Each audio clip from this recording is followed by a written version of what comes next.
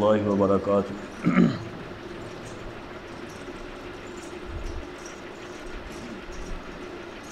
ان الحمد للہ وحدہ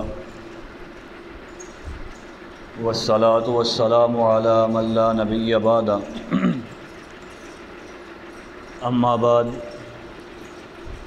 فاعوذ باللہ السمیع العلیم من الشیطان الرجیم، بسم اللہ الرحمن الرحیم۔ وقال اللہ تبارک و تعالی فی القرآن المجید، محمد الرسول اللہ صلی اللہ علیہ وسلم والذین معہ اشداء علی الکفار رحماء بینہم تراہم رکعا سجدا یبتغون فضلا من اللہ ورضوانا، اما بعد۔ ہر قسم کی حمد و ثنا اللہ وحدہ لا شریک کی ذات کے لیے، جو کل کائنات کا خالق، مالک اور رازق ہے، اور بے شمار لا تعداد لاکھوں کروڑوں درود و سلام امام الانبیاء، امام الحرمین، ساقی کوثر، تاجدار کونین، جناب محمد الرسول اللہ صلی اللہ علیہ وآلہ وسلم کی ذات گرامی کے لیے۔ سامعین محترم، یہ تبلیغی و اصلاحی پروگرام ہم سب کی اصلاح کے لیے رکھا جاتا ہے، اور اس ماہانہ پروگرام کا جو عنوان ہے وہ شان صحابہ، شان اہل بیت ہے۔ تو اسی کے متعلق ہم چند ایک باتیں کریں گے۔ اللہ تبارک و تعالی سے دعا ہے کہ جو کچھ ہم سنائیں، اللہ تبارک و تعالی اس کے مطابق ہمیں اپنا عقیدہ، اپنا ایمان بنانے کی توفیق عطا فرمائے۔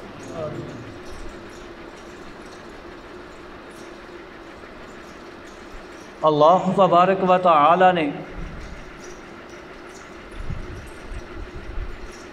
اپنے کلام مجید کے اندر آقائے دو جہاں جناب محمد الرسول اللہ صلی اللہ علیہ وسلم کے صحابہ کا تذکرہ بارہا مرتبہ ارشاد فرمایا ہے۔ ان کے مقام و مرتبے کے اندر، ان کے فضائل کے اندر، ان کے عقائد و نظریات کے اندر، ان کے ایمان کی اللہ تبارک و تعالی نے اپنے کلام مجید کے اندر گارنٹیاں جو ہیں وہ بیان فرمائی ہیں۔ اور جو آیت کریمہ میں نے آپ حضرات کے سامنے تلاوت کی ہے، اس آیت کے اندر اللہ تبارک و تعالی نے ایک مومن مسلمان کے لیے اس کا عقیدہ بیان فرمایا ہے کہ ایک مومن مسلمان کا نبی کریم صلی اللہ علیہ وسلم کے صحابہ کے بارے میں کیا عقیدہ، کیا نظریہ ہونا چاہیے۔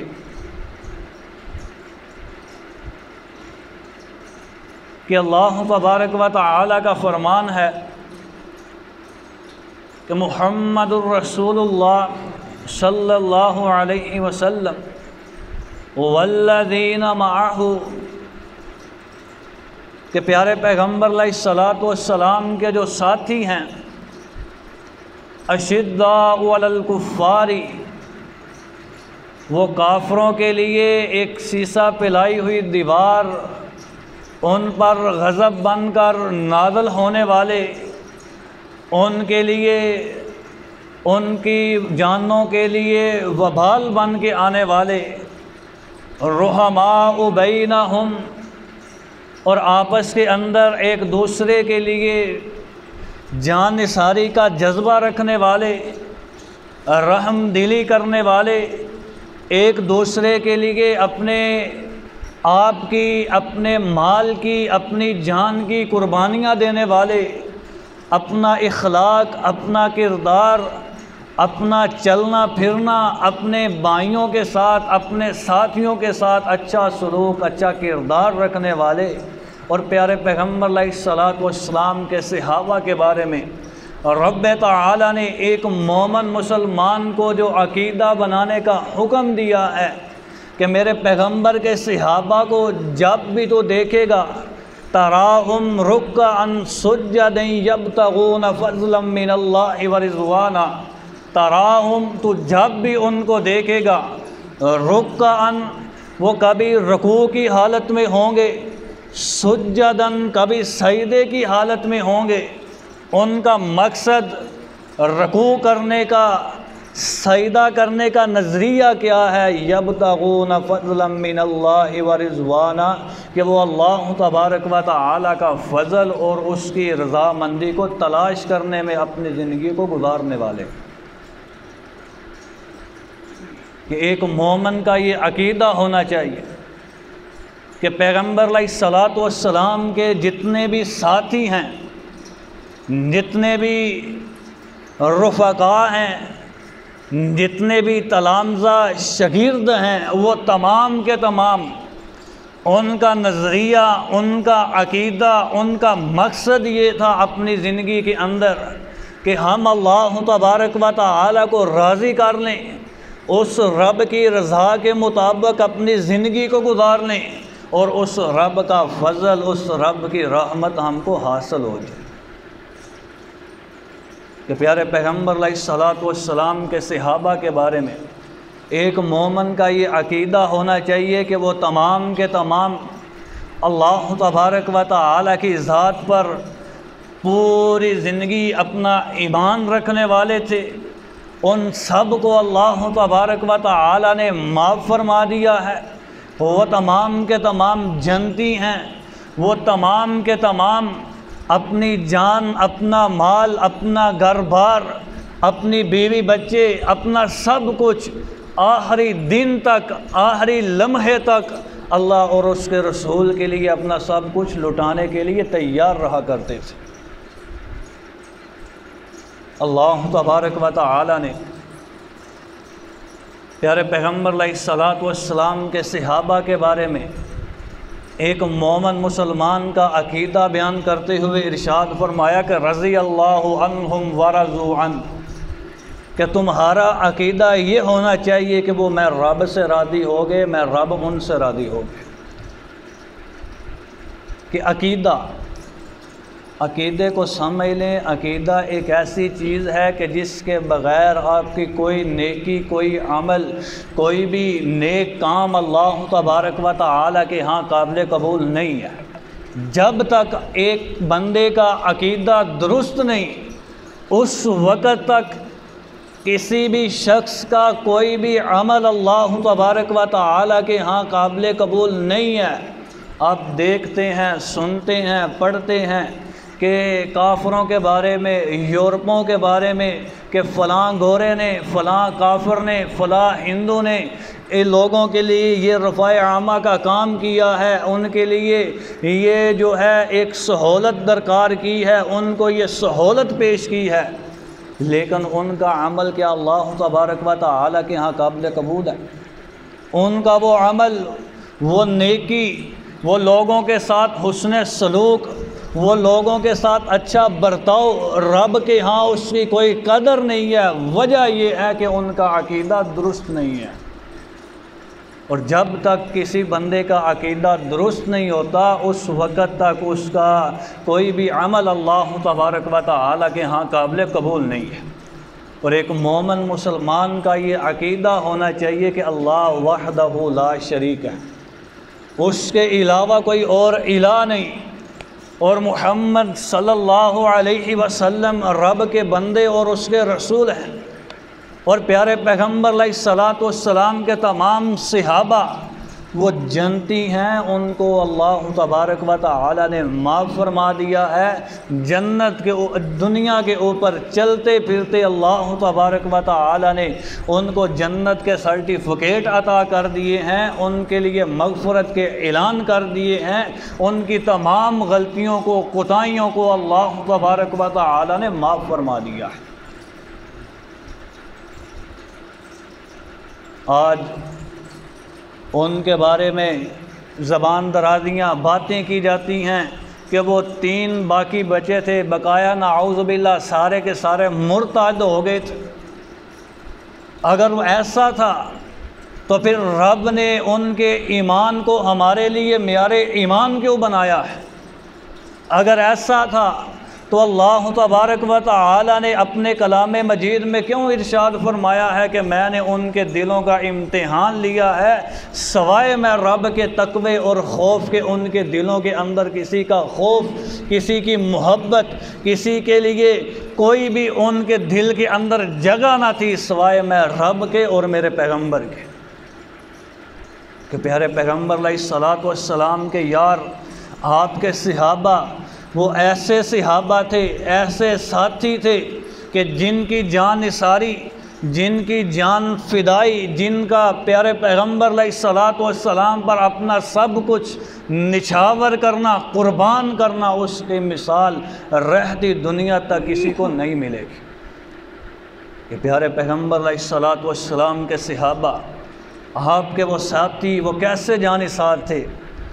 آپ کو پیارے پیغمبر علیہ الصلوۃ والسلام کے ایک جانثار کا واقعہ سناتا ہوں کہ پیارے پیغمبر علیہ الصلوۃ والسلام کا ایک صحابی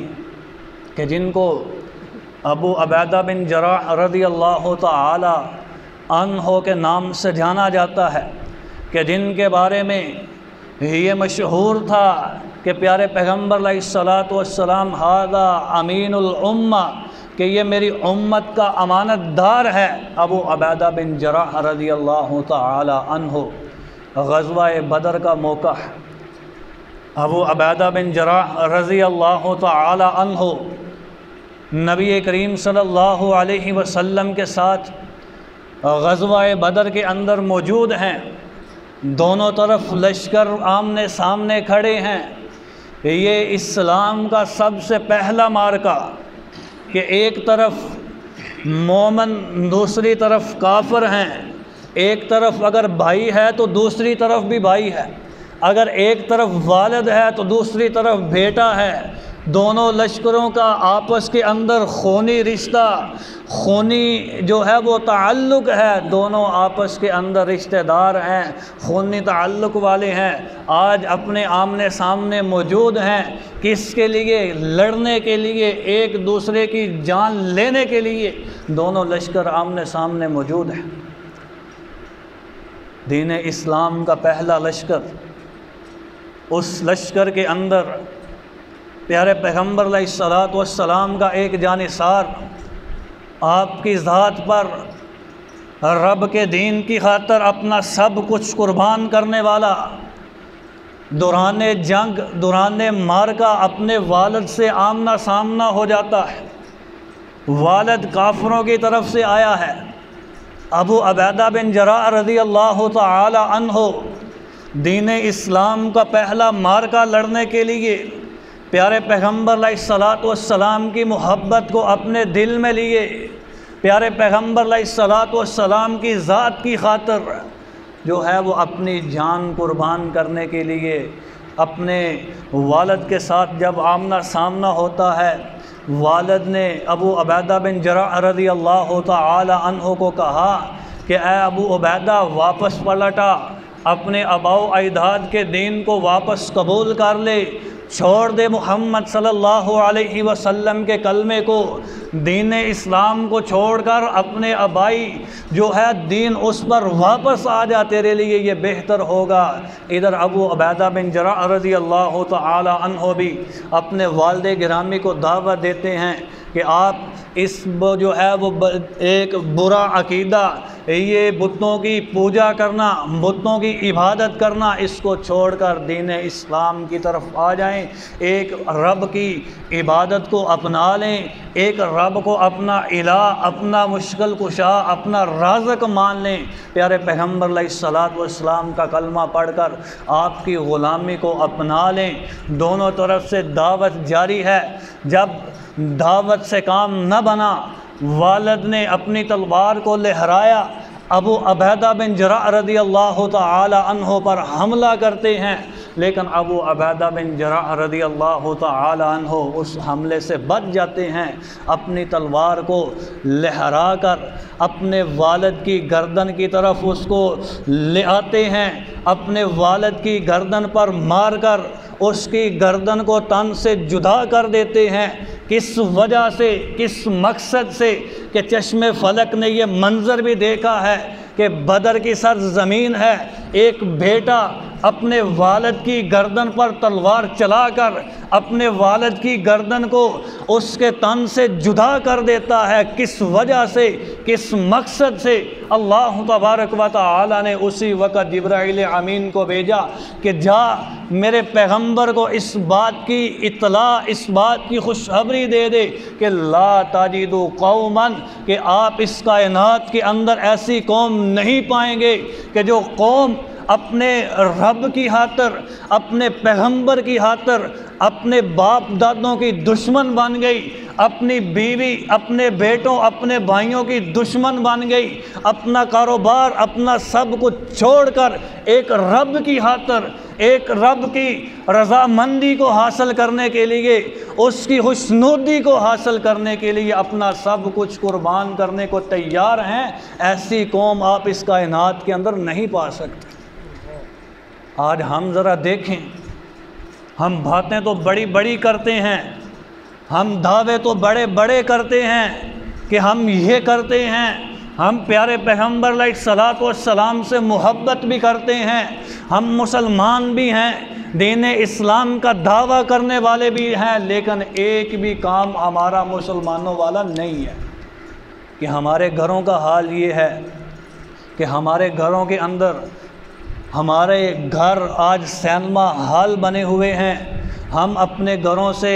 یہ بے حیائی، یہ ٹی وی، یہ کیبل اس کو ختم نہیں کر سکے، ہم اپنے بیٹے کو نمازی نہیں بنا سکے، ہم اپنی بیوی کو پردہ نہیں کروا سکے، ہم اپنے والدین کی خدمت نہیں کر سکے، ان کی اطاعت و فرما برداری کے اندر اپنے آپ کو جینا نہیں سکھایا، اپنی زبان سے گالی کو نہیں روک سکے، جھوٹ کو اپنی زبان سے نہیں روک سکے، ہم اپنی زبان کو کسی پر بہتان لگانا، کسی کی چغلی کرنا، کسی کی برائی کرنا، کسی کو گالی دینا، ہم اپنی زبان پر ان چیزوں پر قابو نہیں پا سکے۔ صرف نام کے ہم مسلمان ہیں، نام زبان سے ہم نعرے لگانے والے ہیں، اپنے چہرے پر سنت نبوی کو نہیں سجا سکے۔ ہمارا ایمان، ہمارا ایک جو ہے عقیدہ اتنا کمزور ہے، اتنا ایک جو ہے ہمارا ایمان گرا ہوا ہے کہ ہمارا ایمان ہمیں جھنجھوڑنے کے